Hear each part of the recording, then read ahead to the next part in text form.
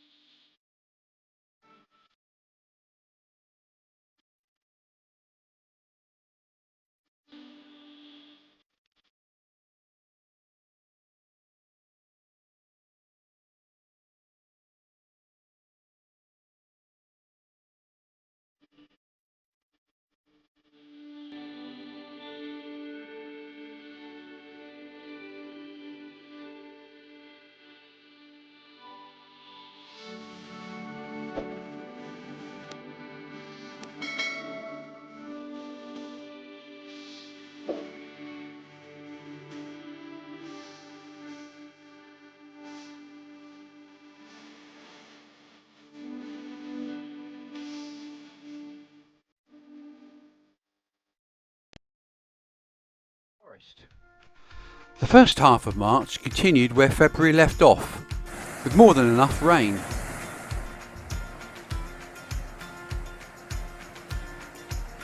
Those of you that saw the February video might remember the images of some of the trees that were brought down by Storm Dennis.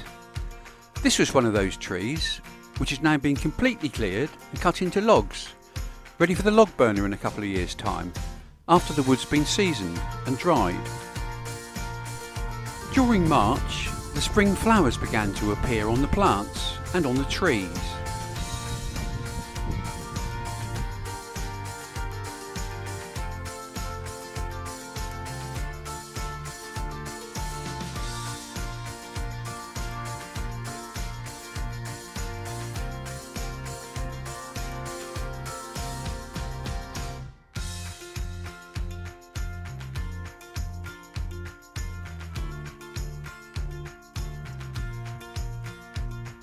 The gorse bushes were covered in yellow flowers, a sure sign that spring's on the way. Then, on March the 23rd, as the coronavirus pandemic worsened, all non-essential workers were told to isolate in their homes, with limited travel allowed. The car parks in the forest were closed to deter people from driving out into the forest. Even worse, the pubs were all closed. As if by magic, as soon as we were under lockdown, the rain stopped and the sun came out. The animals enjoyed it anyway. March and April are also the months when the birds start singing, as they look for a mate and guard their territories.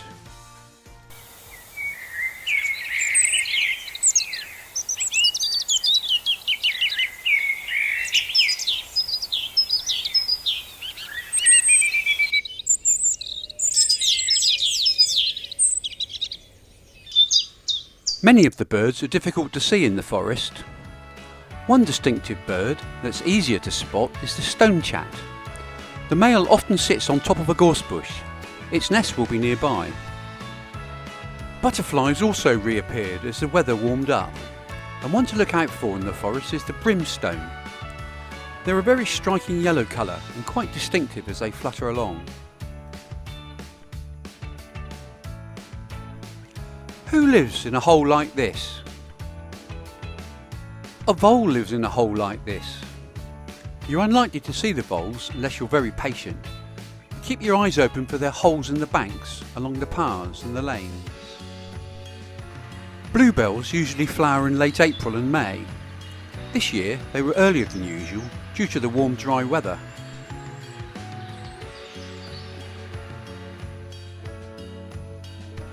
The new leaves began to appear on the trees in mid-April, and by the end of the month, the forest had really greened up. The new bracken shoots also appeared in late April. These grow so quickly you can almost see them moving. By the end of April, the broadleaf trees were all out in flower.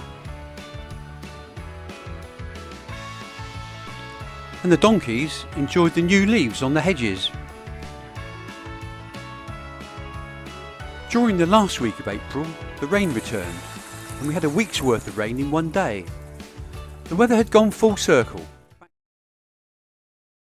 What do you think this is? The answer's towards the end of this video. At the beginning of May, most of us were still in lockdown. There was very little traffic on the roads, and the pubs were still shut. One day we saw a very rare sight, the vapour trail of an aircraft overhead. Under the pine trees, the forest floor was covered in pine cones that had fallen from the trees. New growth appeared on the fir trees. Buttercups appeared in some of the fields, and other wild flowers bloomed.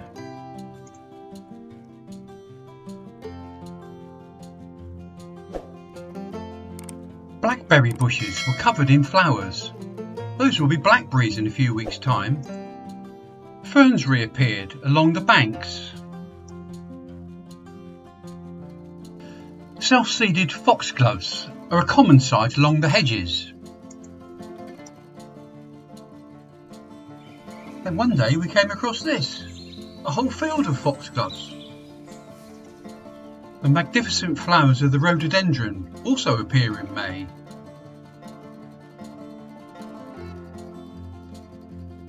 May was very hot and sunny. Many of the small streams dried up or had very little water in them. In mid-May, the Prime Minister announced that we could drive out for the day to take exercise. The forest suddenly became a magnet for visitors. The car parks were opened, apart from those where ground nesting birds were sitting on eggs. Sadly, too many people decided that the forest was a great place to have a barbecue. Some of these were left smouldering, with predictable consequences. If you visit the countryside, please don't have a barbecue. May is the month when the new forest ponies have their foals. You can see them everywhere.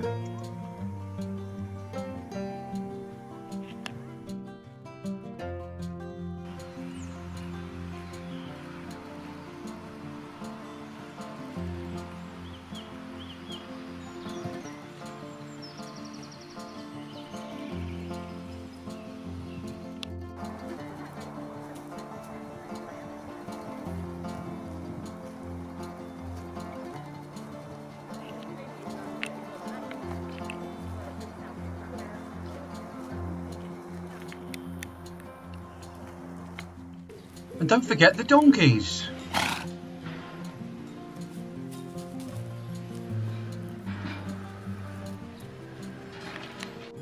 You'll see plenty of pheasants at this time of year in the forest, as the shooting season has finished to allow the birds to breed. Adders are also active at this time of year, so watch where you walk. In other videos, you may have heard me talking about the bracken and how quickly it grows. Well, here's the proof. Even the ponies disappear from view. June was a much wetter month than May, which wasn't good news for the farmers, who needed to make their hay. The weather turned much hotter and drier towards the end of June, and haymaking really kicked into gear.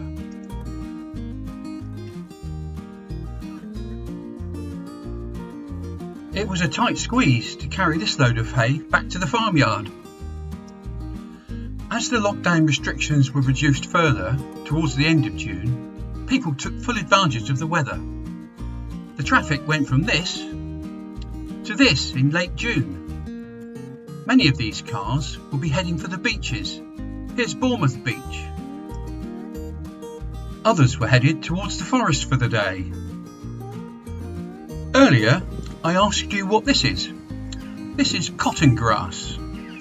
If you see this, you can be fairly sure that the ground is wet. So be careful where you walk, or you might find yourself in a bog. Cotton grass was once used for stuffing pillows and mattresses, and, along with sphagnum moss, for First World War wound dressings. At the end of June, life seemed much busier than it had at the beginning of May, but the pubs were still shut. Not that the ponies cared. Firstly, why do you think that the lower branches of the forest trees are so neat and regular? I'll give you the answer towards the end of this short vid. The big news, of course, at the beginning of July was that the pubs and restaurants and hotels reopened, and we were allowed to travel again and go on holiday. Travelling abroad soon followed. A new code of conduct was introduced for people visiting the forest, which included a ban on barbecues. Most local shops stopped selling single-use barbecues following the fires that had been caused by them earlier in the summer. For some inexplicable reason, the private company that manages the main forest campsites decided not to open them this year. Other campsites and caravan club sites were open, but not enough to accommodate everyone who wanted to visit the forest during the summer. July and August is a very good time to spot roe deer. This is because it's their rutting season. Roe deer are solitary animals, and during the rutting season they all have their territories, and they're more active than usual during the day. They're shy creatures, but I did manage to capture some of them on camera. The poor quality ones were taken with my camera phone at maximum magnification.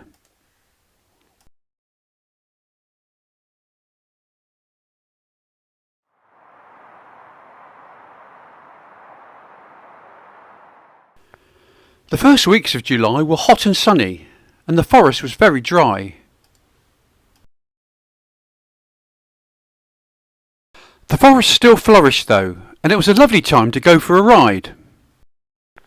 If you want to encourage butterflies in your garden, plant a buddleia bush. You'll also see these self-seeded in the forest, complete with butterflies. These are peacock butterflies. Sadly, due to COVID, the New Forest show was cancelled this year. It was a particular disappointment as it was the 100th anniversary of the show. Work on the forest upkeep continued, and some of the tracks through the forest were restored.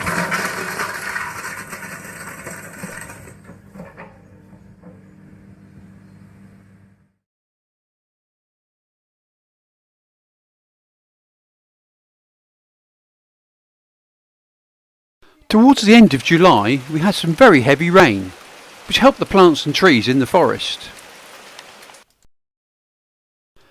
The sun returned though, and the ground soon dried out. As we moved into August, we had a heat wave for nearly a fortnight.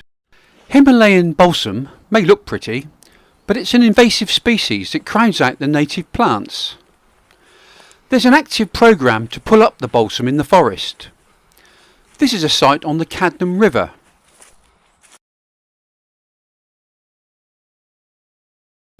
Hot work in the heatwave. Very rewarding though.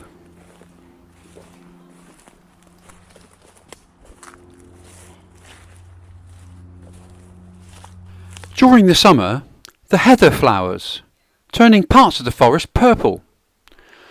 This is an opportunity for the beekeepers to harvest heather honey, and you might see some beehives relocated to the forest at this time.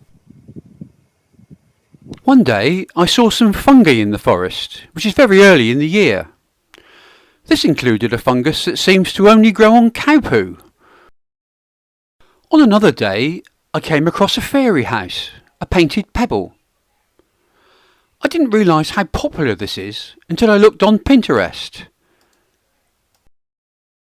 Sadly, when I walked that way a week later, the fairy house had gone. I suppose that somebody took it home. Shame not to leave it in the forest for others to stumble across. The heatwave ended abruptly with thunderstorms. The rain helped the fruits and the nuts to develop, though the storms blew a lot of undeveloped acorns down. This is a good thing, as you'll see if you watch the next New Forest update in October. As we headed towards the end of August, these two headless ponies looked fit and well, and the young foals born in May were growing by the day. At the beginning of this video, I asked you how the lower branches of the forest trees grew so neatly. Here's the answer. Anything within reach of the ponies becomes a tasty snack, so the lower branches are neatly trimmed.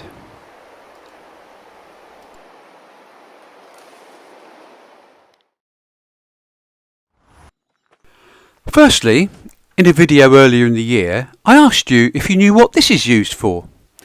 Well, later in this video, we'll see the answer to that question. During the first half of September, we had a heat wave. These ponies decided that Cadman's Pond was the ideal place to cool off.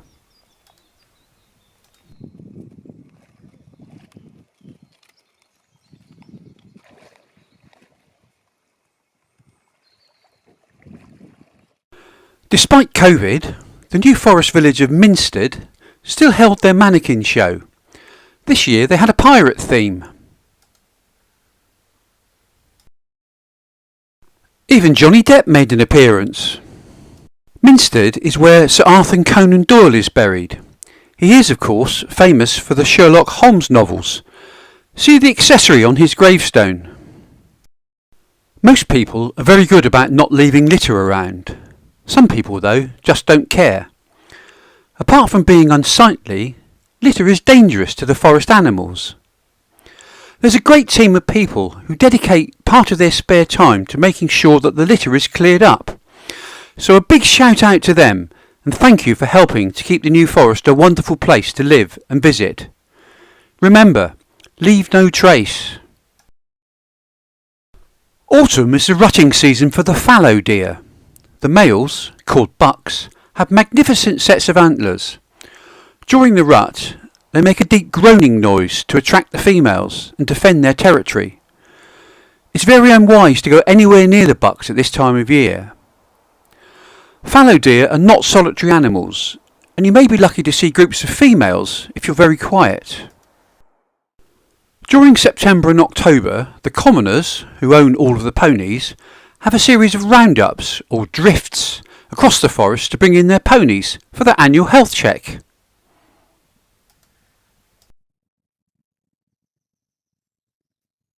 This is what the fenced-in area, which I showed you at the beginning of the video, is used for. There are lots of these all around the forest. The ponies are checked over for any health issues. At the same time, ponies and foals that are to be sold on are penned separately. The bulk of the ponies are released back onto the forest. Autumn is the season of mists and mellow fruitfulness, wrote the poet John Keats. The hedges around the forest are full of fruits and berries. There's blackberries, of course, great for making jam and fruit pies. Rose hips on the wild roses can be made into rose hip syrup, which has medicinal properties. Red hallberries grow on the hawthorn bushes. These can be made into a fruit jam or jelly. Blue-grey sloes grow on the blackthorn bushes. These can also be made into jellies, but much more interestingly, a lot of people pick them to mix with gin and sugar to make sloe gin. The acorns are all falling from the oak trees. We've had a glut of acorns this year, and they're a tasty snack for the ponies and donkeys. In large quantities though, they're poisonous and can kill the animals. They aren't poisonous to pigs though, so every autumn pigs are let out onto the forest to eat the acorns. This is called the pannage and dates back to the time of William the Conqueror. I've uploaded a separate video on the pannaging pigs if you'd like to see more of them.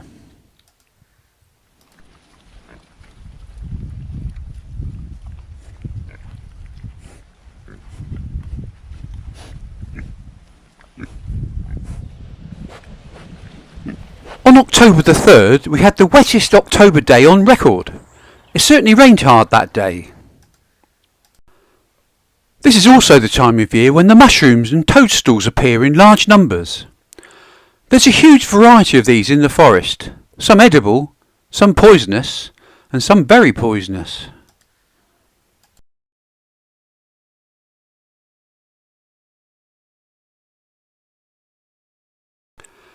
The signature image of a forest in autumn, of course, is one of huge trees with brightly coloured leaves of reds and yellows. If you visit the New Forest in the late autumn, that's exactly what you'll see.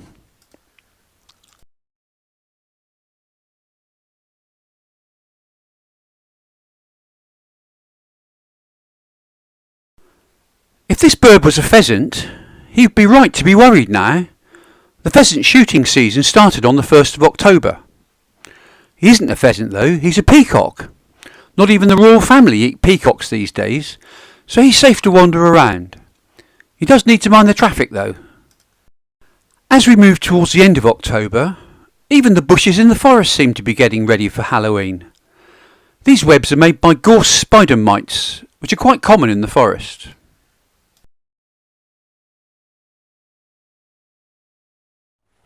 At the beginning of November, we had our first named storm of the winter, Storm Aidan. One day, this tree was standing, albeit at a bit of an angle. Next day it was down, showing the world its roots. Other trees in this part of the forest also came down. We also had the first hard frost of the winter in early November. This speeded up the leaf fall from the trees. Those of you that watched the last video diary may remember that the pigs are let out in the forest to eat the acorns, which are poisonous to the ponies and donkeys. This is called the pannage. There was a huge acorn crop this year, so the pannage was extended, and the pigs could still be seen rooting away up until Christmas. This pig wanted to root around my foot. In early November, we entered a second COVID lockdown period, and once again, the pubs, hotels and restaurants bore the brunt of it, and they were forced to close. Continuing on the piggy theme, this is one of our local pubs, the Empress of Blandings, named in honour of the fictional pig created by P.G. Wodehouse. The pig's car park remained locked throughout November. Due to COVID, there were no public parades on Remembrance Sunday. Those who gave their lives were still remembered though, with memorials such as these poignant avenues of remembrance at our local village church. As the weather got colder, the ponies in paddocks wore their winter rugs. The ponies out in the forest grew thicker coats and cropped what grass was around until it stopped growing. They then had to rely on nourishment from the gorse bushes and leaves, including these prickly holly leaves. They seem to eat them with no trouble. Not sure how nutritious they are though.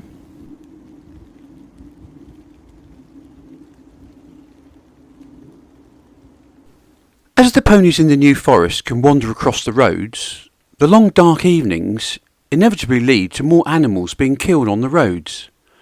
This is usually caused by speeding motorists, and the police launched a campaign asking people to allow just a little more time for their journeys. At the end of November, we came out of COVID lockdown, but not out of COVID regulations. The hospitality industry was able to reopen, but mixed households weren't allowed to meet indoors. No office parties and family meetups this year then. During the year, the New Forest Park Authority asked people to upload pictures of tree graffiti. At the end of the year, the results were published online. Who would have thought that acts of vandalism years ago would become a point of scientific interest in 2020? As well as the ponies and donkeys, you can also see sheep out on the forest in some places. Like the ponies, these sheep have grown their winter coats. The iconic Christmas decorations were also to be seen in the forest. Holly berries and mistletoe, although with restricted household mixing, there won't be much kissing under this in 2020. As Christmas approached, more and more houses and villages lit up their Christmas lights. After a tough year, it seemed that more people entered into the spirit of it to brighten up the end of the year.